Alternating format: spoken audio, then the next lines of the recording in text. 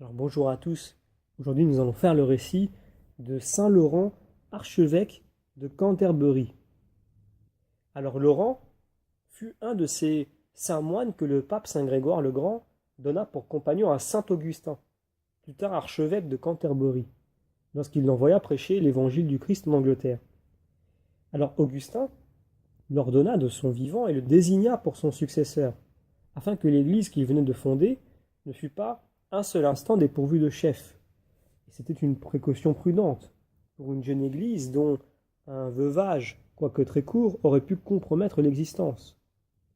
Du reste, il ne faisait en cela qu'imiter le prince des apôtres qui, comme on le croit généralement, consacra Clément et en fit son coadjuteur et son successeur. Une fois archevêque, Laurent fit tous ses efforts par la parole et par l'exemple pour que l'Église, dont les fondements venaient d'être jetés en Angleterre, atteignit son fait par un progrès rapide. Il ne négligea rien pour faire revenir à la conformité de la règle de l'Église catholique les Scots et les Bretons, qui s'en étaient écartés en quelques points, notamment dans la célébration de la Pâque. Mais le roi des Angles, Ethelbert, que les prédications d'Augustin avaient amené à la foi, étant mort, son fils et son successeur se montra indigne de son père. Non content de repousser la foi du Christ, ce prince, allant plus loin que les païens eux-mêmes, s'était souillé d'un inceste en épousant sa belle-mère, frayant ainsi à son peuple la voie du retour aux plus détestables mœurs. Ce premier mal, véritablement, s'accrut bientôt d'un autre. Le roi des Saxons occidentaux, Sébérect, mourut à son tour, et son royaume fut partagé entre ses trois fils, princes qui étaient demeurés dans l'infidélité et qui rendirent un culte public aux idoles. Funeste exemple qui amena partout les peuples à abjurer et les fit retomber dans la fausse religion. Mellitus, évêque de Saxon, cédant à l'orage, se réfugia vers l'Orient, et les deux prélats, ayant mandé près de Justus, leur collègue, ils se consultèrent ensemble sur le parti qu'ils avaient à adopter. Tous trois décidèrent qu'ils reprendraient le chemin de leur patrie, et ils pourraient plus librement servir Dieu, au lieu qu'en demeurant plus longtemps parmi des barbares rebelles à la foi, ils ne feraient, pensait-il, que perdre le temps dans un inutile repos. Justus et Mellitus partirent d'abord, et Laurent, sur le point de les suivre, passa dans l'église des apôtres Pierre et Paul la dernière nuit qu'il croyait devoir rester en Angleterre. Après beaucoup de larmes et de prières répandues devant Dieu pour son église, vaincu par le sommeil, il s'endormit profondément. Mais voici que, pendant que l'archevêque dormait, se présente à lui le prince des apôtres Pierre, qui, le flagellant très rigoureusement, lui demandait, en vertu de son autorité apostolique, pourquoi il abandonnait ainsi le troupeau qui lui avait été confié, et à quel pasteur il laissait la garde de ses brebis, ainsi jetées au milieu des loups. Est-ce ainsi, continuait-il, que tu te souviens de l'exemple que je t'ai donné, moi qui ai enduré, pour celle que le Christ m'avait confiée en signe de son amour, non seulement les fouets, les cachots, les supplices, mais la mort même et la mort de la croix. Excité par ses coups et ses réprimandes, Laurent va dès le matin trouver le roi et, écartant son vêtement, lui fait voir les stigmates des coups. Et comme le prince lui demandait qui l'avait aussi maltraité, il lui exposa tout ce qui s'était passé.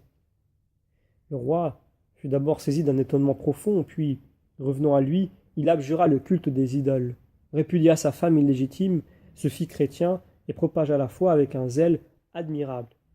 Il survécut à Laurent, qui monta au royaume céleste le 2 de février, l'an 619. Alors, nous avons ici un récit qui nous montre le zèle que nous devons tous avoir pour propager l'Évangile. Alors certes, il s'agit ici d'un évêque, et même d'un archevêque, puisqu'il est archevêque de Canterbury. Néanmoins, nous devons tous avoir ce zèle, à savoir faire tous les efforts pour que, par la parole et par l'exemple, l'Église soit montrée sous son plus beau jour. Alors, je fais exprès d'utiliser ces termes pour bien comprendre que les plus beaux jours de l'Église doivent être montrés sous la lumière de l'Évangile et non pas sous la lumière des hommes. Et dans ce récit, nous avons cet exemple, à savoir que quand l'Église donne un mauvais exemple, le monde immédiatement attrape ce mauvais exemple pour s'y engouffrer et le pratiquer, avec comme justification que l'Église ne dit rien ou le permet.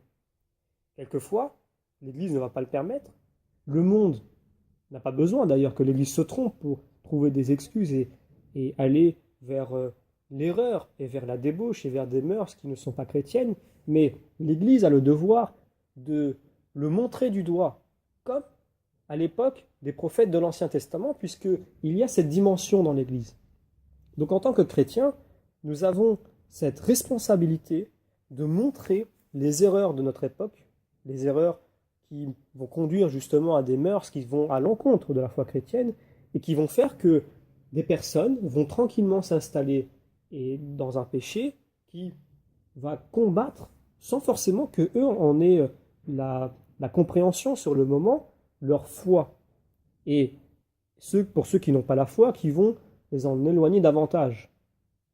Alors, c'est important que nous ayons ce courage de montrer du doigt à notre époque les mœurs qui s'installent quelquefois dans une certaine normalité, via des lois, via même des lobbies qui viennent présenter des idées, de nouveaux idéaux, de nouveaux paradigmes, et de dire que, eh bien, je vais prendre un exemple très concret qui concerne notre époque, la famille telle que nous la connaissions est un modèle dépassé.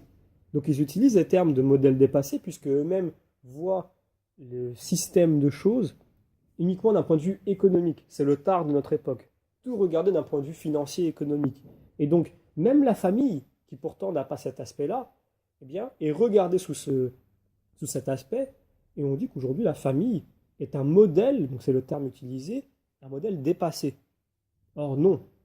Quand on s'attaque à la famille, on s'attaque à quelque chose que Dieu a voulu, que Dieu a mis en place. Et donc, il y a un dessein intelligent derrière le concept de la famille.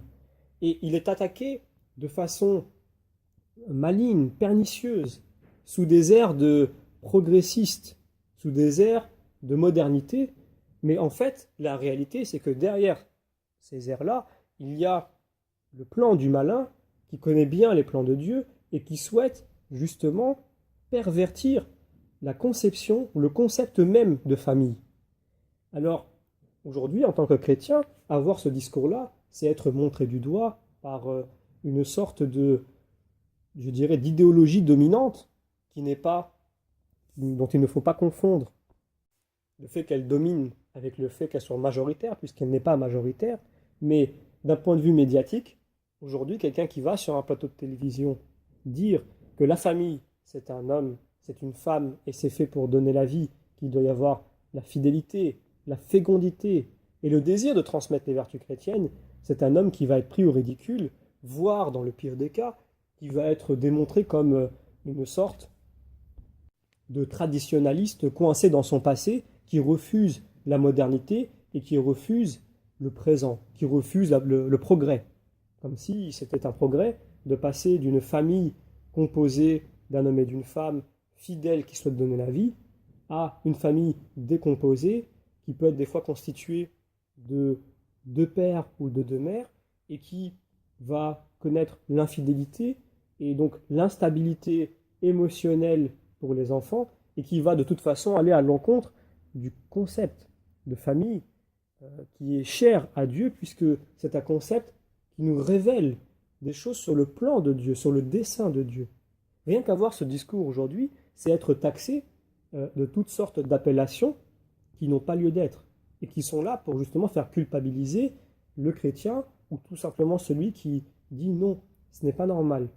Aujourd'hui, quand vous permettez à une famille déjà d'avoir une liberté sexuelle en dehors de cette famille, en dehors du couple, et donc d'aller batifoler à droite à gauche, quand vous acceptez que cette famille se divorce plusieurs fois, qu'elle se recompose plusieurs fois, et qu'il y ait cette instabilité au sein de cette famille, donc qui est nocive pour la progression, pour la maturité, et pour tout simplement la croissance de l'enfant, eh bien, quand vous dites cela, vous êtes taxé, aujourd'hui de différents noms et vous n'êtes pas dans cette normalité que veut nous imposer médiatiquement l'idéologie dominante.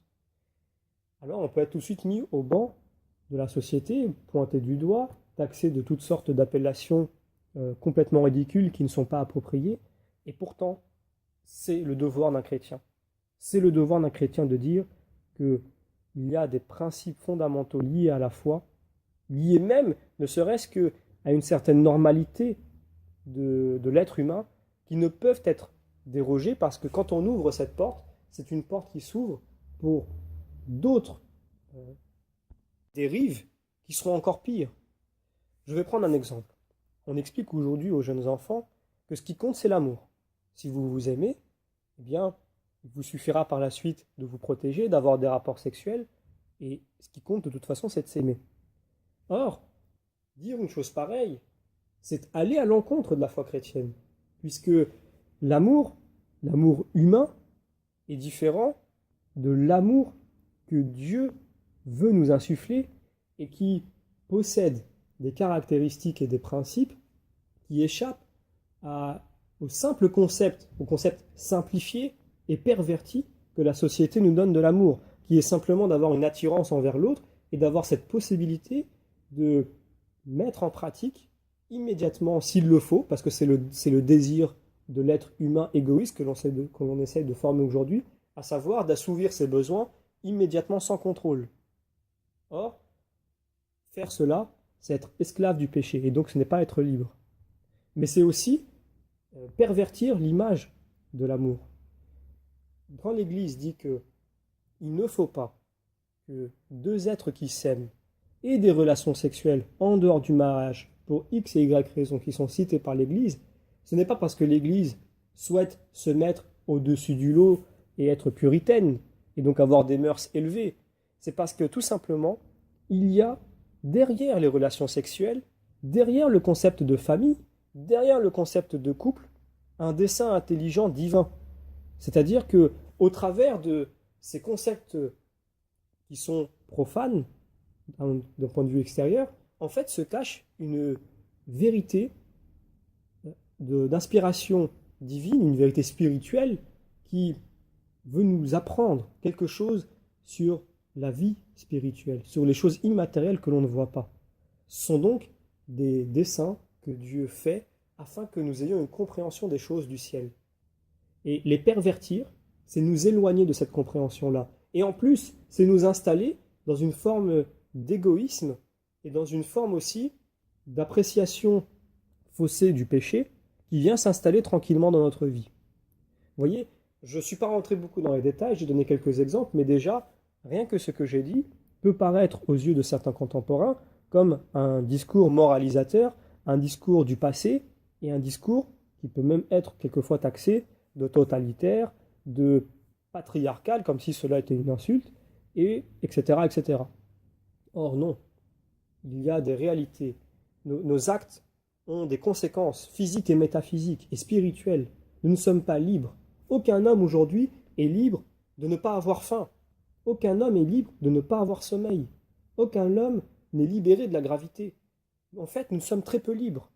Et c'est quelque chose de dramatique pour l'être humain qui souhaite aujourd'hui s'émanciper de Dieu et exalter la liberté.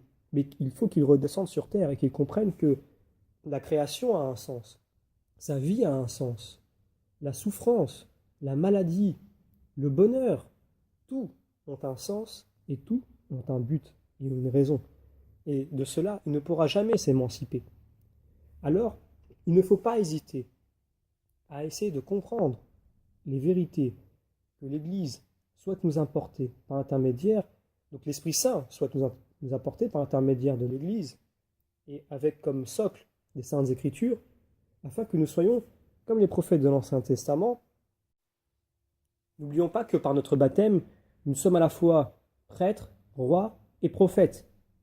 Et donc, que par notre rôle de prophète, nous devons être déjà en mesure de discerner par rapport aux habitudes et aux mœurs de notre siècle, afin de donner de bons conseils, des conseils qui mènent au salut, et donc de faire des exhortations avec la charité qui s'impose, afin de ramener, que ce soit les chrétiens et les non-chrétiens, dans la vérité et dans l'application la plus pure de l'Évangile qui sera bénéfique pour leur salut.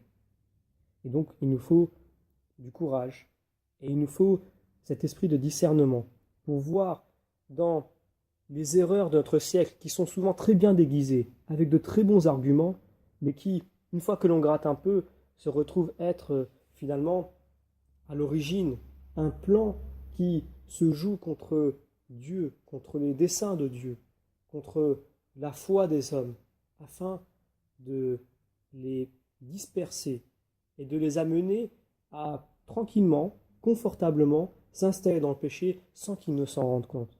Donc notre rôle est primordial. Il y va du salut de beaucoup d'âmes. Et donc pour demander ce discernement et ce courage qui est nécessaire, nous pouvons demander l'intercession de Saint Laurent, afin qu'il nous donne, par l'intermédiaire, ou plutôt qu'il nous soit donné par son intermédiaire, les grâces du ciel, et nous lui faisons confiance. Nous savons que notre prière sera agréée par Dieu si elle est faite avec la charité et l'humilité nécessaires, et nous recevons ces grâces afin d'être des guides pour les hommes de notre époque. Saint Laurent, priez pour nous.